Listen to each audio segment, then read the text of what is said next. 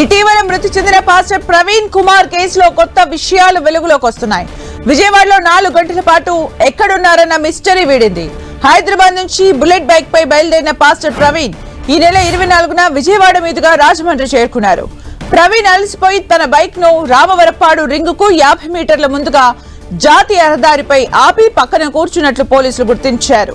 నగరంలోకి సాయంత్రం 5 గంటలకే చేరుకున్న ఆయన రాత్రి 8:45 ఎనికేపాడు దాటినట్లు సీసీ కెమెరాల్లో నమోదైంది.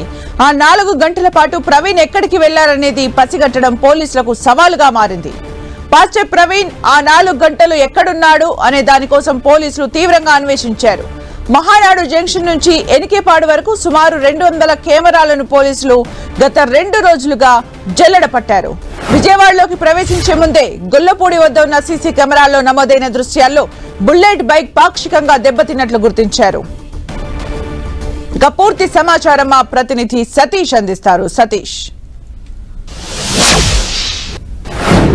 పాస్టర్ ప్రవీణ్ మృతికి సంబంధించి విచారణ వేగవంతం చేశారు. అయితే విజయవాడ పరిసర ప్రాంతంలో 3 గంటలు ఏం జరిగింది అనే అంశంపై ప్రత్యేకమైన ఫోకస్ కూడా పెట్టారు. దీనికి సంబంధించి సుమారుగా 300 సీసీ కెమెరాలను అయితే మాత్రం జల్లెడి వేశారు. సీసీ కెమెరాల్లో అంటే ప్రవీణ్ ఇటు విజయవాడ నుంచి రాజమహేంద్రవరం వరకు వెళ్ళిన ప్రతి అంశాన్ని అంటే 24వ తేదీ 11 గంటలకు హైదరాబాద్లో బయలుదేరారు. హైదరాబాద్లో బయలుదేరిన తర్వాత ఎక్కడెక్కడికి వెళ్ళారు, ఎలా వెళ్ళారు అనే అంశంపై ప్రత్యేకమైన నిఘాతో సీసీ కెమెరాలు అడుగడుగునా కూడా ఎన్ని సీసీ కెమెరాలు ఉంటే అన్ని సీసీ కెమెరాలను కూడా అడుగడుగునా క్షుణ్ణంగా కూడా పరిశీలిస్తున్న పరిస్థితి కూడా ఉందని కూడా మనం చెప్పుకోవచ్చు. అయితే పరిటాల వద్ద ఒక పెట్రోల్ బంక్ లో కూడా పెట్రోల్ కొట్టించుకున్నట్లు తెలుస్తుంది. అక్కడి నుంచి గొల్లపూడి చేరుకున్నారు. గొల్లపూడి నుంచి విజయవాడ అంటే దుర్గగుడి ఎదురుగా ఉన్న ఫ్లైఓవర్ మీదుగా నెహ్రూ పండిట్ బస్ స్టాండ్ మీదుగా రామర్పాడు రింగ్ అయితే చేరుకున్నారు. రామర్పాడు రింగ్ దగ్గర సుమారుగా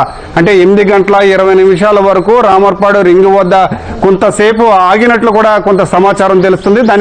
దాని తర్వాత అంటే ఎస్ఐ సుబ్బారావు అనే ఒక ఎస్ఐని కూడా ప్రవీణ్ కలిసి కొంతసేపు ఎస్ఐతో కూడా గడిపినట్లు కూడా పోలీసులు అయితే మాత్రం గుర్తించారు. దీనికి సంబంధించి అంటే విజయవాడ పరిసర ప్రాంతంలో గడిచిన 3 గంటలు ప్రవీణ్ ఏం చేశారు అనే దానిపై స్పెషల్ ఫోకస్ తో చాలా వరకు అంటే దాదాపుగా ఈ మిస్టరీకి సంబంధించిన చిక్కుముడు కూడా వీడిందనే చెప్పాలి సుమిత్ర. అయితే దీనికి సంబంధించి అంటే విజయవాడ ఎంటర్ అయిన తర్వాత ఎక్కడెక్కడికి వెళ్ళారు, ఎలా వెళ్ళారు, వెళ్ళిన తర్వాత ఏ సీసీ కెమెరా నుంచి ఏ సీసీ కెమెరా వరకు వెళ్ళారని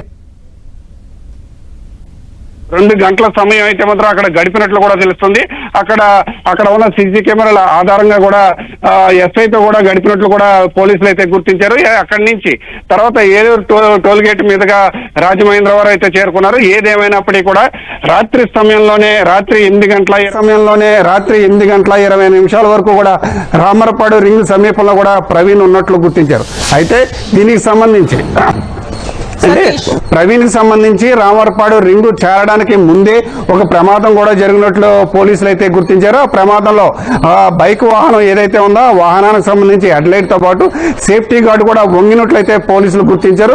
అదే కాకుండా ప్రవీణ్ చేతికి కూడా కొన్ని గాయాలు కూడా ఉన్నట్లు కూడా గుర్తించారు. దాంతో పాటు అంటే హెల్మెట్ ఏదైతే ధరించారో ఆ హెల్మెట్ కూడా కొన్ని గాయాలు కూడా అయినట్లు పోలీసులు అయితే గుర్తించారు. అయితే ఎస్ఐ సుబ్బారావు ఎక్కడైతే కలిసినప్పుడు ప్రవీణ్ కలిసినప్పుడు ఆయన ఫోటోలు కూడా తీశారు. అయితే ప్రతి ఒక్కరు కూడా హెల్మెట్ ధరించాలి అనే దానికోసం కొన్ని ఫోటోలు వీడియోలు కూడా ఎస్ఐ తీసుకున్నట్లు కూడా కొంత సమాచారం అయితే మాత్రం తెలుస్తుంది. ఏదేమైనప్పటికీ కూడా ప్రవీణ్ కి సంబంధించి విజయవాడ పరిసర ప్రాంతంలో 2 గంటల అంటే 3 గంటల పాటు ఏం చేశారు అనే దానిపై పోలీసులకి ఒక క్లారిటీ కూడా వచ్చారు. సుమారు 300 సీసీ కెమెరాల ఆధారంగా ప్రవీణ్ ఎక్కడెక్కడికి వెళ్లారు అనే దానిపై పూర్తిగా అయితే మనం చూసుకుంటే కనుక ప్రవీణ్ కి సంబంధించి విజయవాడ మిస్టరీ అంటే 3 గంటల మిస్టరీ ఏదైతే ఉందో అదంతా కూడా పోలీసులు ఏం జరిగిందనే అంశంపై ఒక క్లారిటీ కూడా వచ్చారు.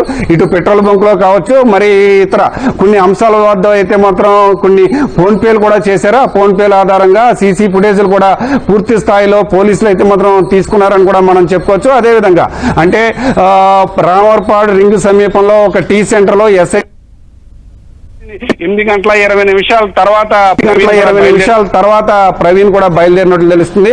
ఆ తర్వాత టోల్ గేట్ అంటే ఏలూరు టోల్ గేట్ దాటిన తర్వాత కూడా కొంత సీసీ ఫుటేజ్ కూడా తీసుకున్నారు. ఇటు విజయవాడ నుంచి రాజమండ్రి వరకు కూడా సుమారుగా అంటే ఆ 3 గంటల పాటు గడిపిన సమయంలో 300 సీసీ కెమెరాలను పర్యవేక్షించారు. అదేవిధంగా ఇటు విజయవాడ నుంచి 8:20 నుంచి మొదలుకొని 11:42 వరకు ఈ మధ్య జరిగిన సమయం అంతా సుమారుగా 15 గంటల పాటు సీసీ కెమెరాలు అయితే పోలీసు ఆధీనంలో ఉంది. ఆ సీసీ కెమెరాలను అన్ని కోణాల్లో కూడా నిపుణుల చేత పరిశీలిస్తున్నారు. అసలు ఏం జరిగింది అనే అంశంపై పూర్తి స్థాయిలో దర్యాప్తు కూడా కొనసాగిస్తున్నారని చెప్పొచ్చు. అదేవిధంగా ప్రవీణ్ ఫోన్ సిగ్నల్ ఆధారంగా అంటే అప్పటి వరకు కూడా అంటే ప్రవీణ్ సంబంధించి ఈ బ్యాంక్ అకౌంట్ల ద్వారా ఎవరెవరికి ఫోన్ పేలు చేశారు, ఎక్కడెక్కడికి వెళ్లారు అనే అంశంపై పూర్తి స్థాయిలో కూడా దర్యాప్తు ప్రారంభించారు.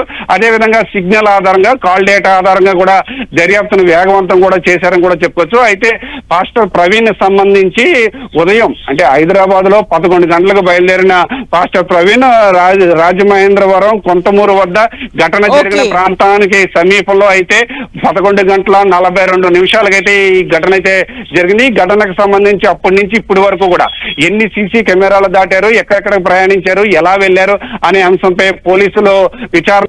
Okay right, thank you Satish for the updates.